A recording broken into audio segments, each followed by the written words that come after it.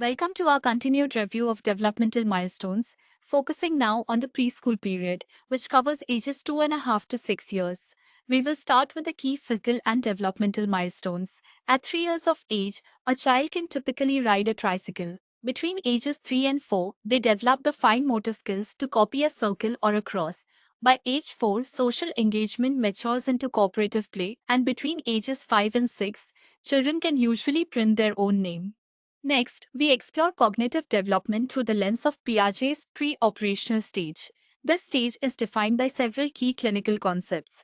First is egocentrism, which is the child's inability to take another person's perspective. Second is animistic thinking, where the child attributes life and feelings to inanimate objects.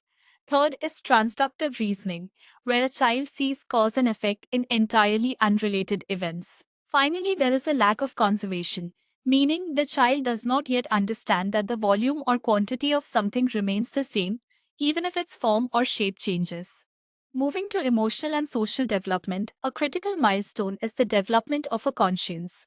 This includes the concept of immanent justice, which is the child's belief that rules are absolute and any violation will automatically bring punishment. We also see a clear evolution in how children play. Play progresses from parallel play, where children play side by side without interaction, to associative play involving shared materials but no formal rules, and finally to cooperative play, which involves organized turn taking. During this period, imaginary companions are also highly relevant.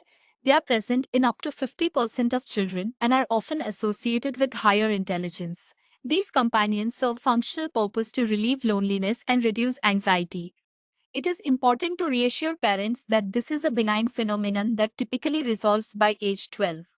Finally, let us review sleep and dreams during the preschool years. Parasomnias, such as sleepwalking, sleep talking, night terrors, and enuresis, are very common. Clinically, it is important to note that these occur during stage 4 non rapid eye movement sleep.